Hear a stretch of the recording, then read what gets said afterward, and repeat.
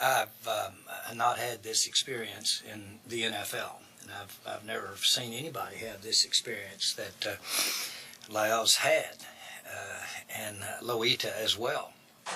She said, I hope I can do this. She said, my boy's been hit on the end of the nose hard. I wouldn't want to be in his way, and I'd advise nobody else to get in his way. He's going to show them. He's going to show them what this is about. I know what I stand for. I know the person that I am. I know what I believe in. And I know that if, you know, words of a guy like Ray Lewis, you know, if they that bold to put my reputation on the line, I'm not just that bold to stand to fight for it. I couldn't be in a greater situation. I couldn't be in a greater place. And, you know, I just want to thank Mr. Jones, his family, this organization, and everybody that's standing behind me, because I guarantee you this, I'm going to give this organization everything that I have and more. This is going to be the best offensive line in NFL history. Mark my words. Wow, powerful words there. The signing comes on the heels of the Cowboys drafting Randy Gregory, who was a top 10 talent but failed a drug test at the Combine. Dallas now has Collins, Gregory, and Greg Hardy, totally different category. But let's discuss the signings. Will the reward be worth the risk with these recent signings? Skip, you first. That is a great question, Kerry Champion. Stephen A. Smith, maybe it's the Cowboy fan speaking in me now, but I'm going to give a big yes to that question. I think this whole group will be ultimately worth the risk. And I want to point out, Stephen A., do you realize that Jerry Jones just pulled this off? He went into this past draft with one first-round pick way down at number 27. And he wound up landing a top 10 potential pick in Randy Gregory, and he got him all the way down at the bottom of the second round at number 60.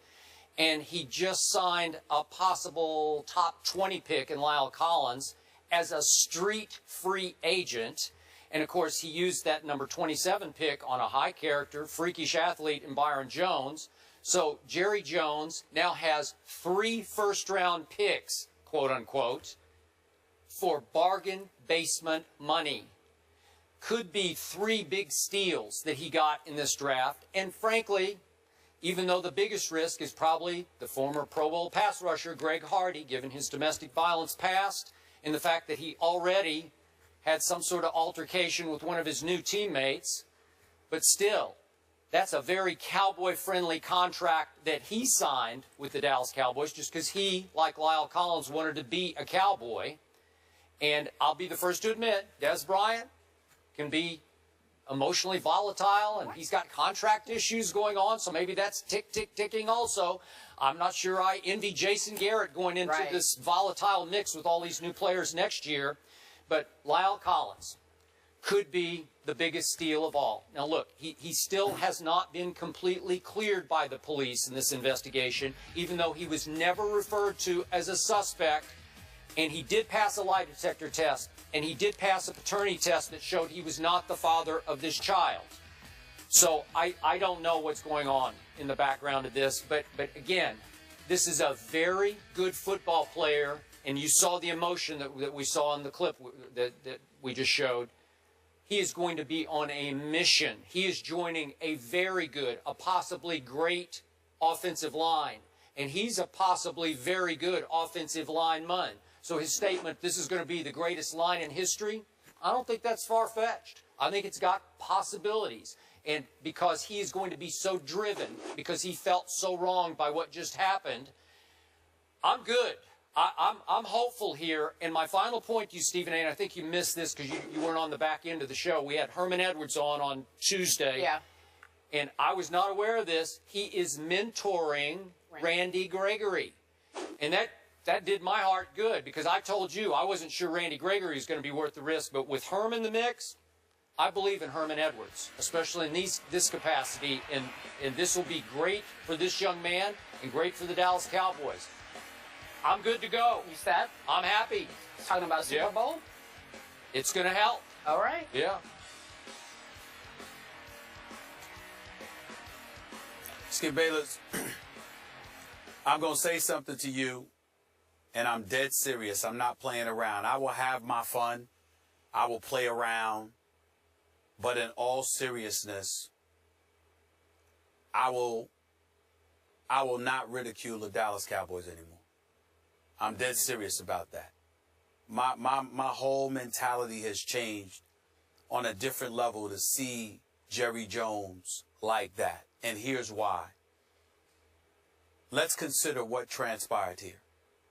This kid Collins had the potential to be a top 10 or top 15 pick in the NFL draft because of an ex-girlfriend that he was no longer involved with, was murdered, and ultimately she was pregnant and the child eventually died as well. God rest their souls. This individual, who police specifically said was not a suspect, still had to fly back to Louisiana to address this matter. And because of it, it cost him about $8 million. $8 million. Because someone was murdered who you once was involved with, and you're not a suspect, but because you have to go answer questions to help the police with their investigation, it cost you $8 million and raised the proverbial eyebrow as to whether or not you did have something to do with it in the minds of Joe and Susie Public. This kid, as far as I'm concerned, was royally screwed over. Not just in the game of football, but in the game of life. Because thank God he had football to lean on. Because if he was just somebody out here looking for a job and his name had been associated with such things, nobody would have touched him. He would not have had this opportunity. So you have that going on. And you have the NFL and, obviously in their willingness because of their recent history, the actions and transgressions of a violent nature by a bevy of individuals associated with the NFL has tainted the league so much they're petrified and taking chances. And more importantly, doing what we're supposed to be willing to do in America. And that's giving somebody the benefit of the doubt and treating them as if they're innocent until proven guilty. Because of the world we're living in, because of the advent of social media, because of all the things that have transpired, you are now guilty until proven innocent. And it's one thing when it involves the Deflategate or something else, but it's another thing entirely when it involves somebody's livelihood, when it involves this man being, associated with a murder investigation. So what does Jerry Jones do? Jerry Jones steps in there. He looks this young man in the face. He talks to him. He talks to his mother. And even though he's getting a bargain because it's a 3-year, $1.65 million fully guaranteed deal, which is pennies compared to, what most people, what a lot of guys in the NFL are getting, and obviously very small compared to what Collins could have gotten himself had he not been associated with this. The bottom line is that Jerry Jones extended a hand and brought him on the Dallas Cowboys and didn't just sign him, but had the decency to have that press conference, to let the world know this young man was in front of my face, his mama was in front of my face, and I believe him, and I believe them, and you all should believe him, and you all should be alarmed at the fact that this young man has been associated with such a thing. He could be totally innocent, and yet he was a part of a double murder investigation where ultimately he had to give some information to the police. And just because he had to do that, teams wouldn't touch him. It's an egregious occurrence that took place.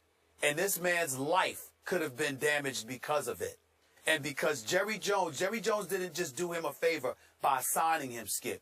It was having that press conference and coming across the way that he did to not only bring attention to his belief in this man, but how all of us should be alarmed at how easy it was to denigrate him. I applaud Jerry Jones for that. And I don't think I could ever root against him again, to be quite honest with you. It really touched me. I appreciate your sentiments on that. I was also touched watching Jerry because I know Jerry very well. He does relate because he came from nothing. He's had his off-the-field issues occasionally. And I'm not sure anybody in sports has been more criticized, more condemned by the national media than Jerry Jones has. So he's relating to the circumstance. I think it's important, Stephen A., just for the record, the young man still hasn't been completely released from the investigation, just for the record. But I hear everything you just said. I'm just trying to be completely fair here. But I understand. Yeah. I get that. The only reason I speak in such definitive terms is because they said he's not a suspect. No, They've they said repeatedly that. said he's not a suspect. Yep. And the question that nobody has asked, and I know, obviously a murder investigation takes precedent, but I guess the question that I would ask is that if the young man is not a suspect, couldn't this have waited until after the draft to actually question him? I asked that same question. I mean, I'm like, my goodness, because you're a young black man. You didn't grow up in affluence. Yep. Okay, you have to work your way up. It couldn't have waited until after Thursday. Yeah, I agree with you. You cost a young man $8 million. $8 million. Yeah, but a lot of times police and DAs just don't care about the NFL. They just listen. Wait a minute. We'll go the other way. Actually, that's not entirely true.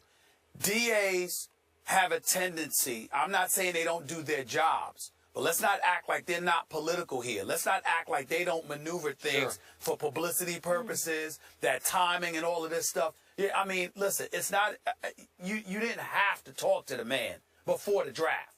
This man had to fly there. What was it, the Monday or the Tuesday before the draft? Yep. It couldn't have been Friday or Saturday? You're right. Come on, man. I agree. Come on, man. You make a very solid point. Come on. Okay, back to just the football context. Sure. Is there still some high risk going on in totality here with all these players? Because you know what happens when you have lower character football players. I'm not saying Lyle's in that group. He's not in the group of them. Yeah, sure. But what I'm saying is when you lose 2 in a row, maybe 3 in a row, that locker room can explode a lot faster when you have lower character. Well, so that's my fear here. That's my concern.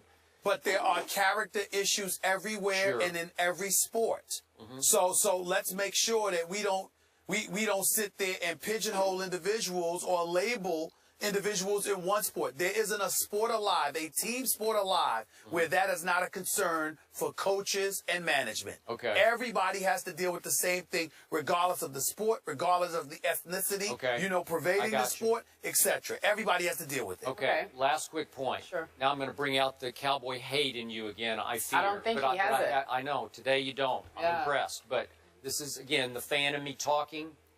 Cowboy mystique is alive and well because now we've seen 3 players in a row, Randy Gregory, saying, I just wanted to be a Dallas Cowboy. These guys could have, they wanted to be a Cowboy. Lyle wanted, now he grew up in Baton Rouge, which is still in kind of cowboy country in Louisiana, but he wanted to be a Dallas Cowboy, and Greg Hardy said, I really wanted to play for the Dallas Cowboys. So Jerry has that still operating, even though you have rightfully pointed out they've got a long, bad record playoff-wise going back, 17 years. But last year, I think they started to come back to the living. They came around. Yep. They came around. They look good. I would say on a day like today, I totally understand why they feel that way. I'm sure I speak for everyone here on First Take. Lyle Collins, we wish you the best, young man. We're happy that you are now signed with the Dallas Cowboys and you have a chance to prove everyone wrong or right. A-Rod hit 661. Celebration subdued at Yankee Stadium. How does Stephen A. feel about it? He is a Yankee fan, but was he excited about that breaking of Willie Mays' record? We will talk about it in just a few moments.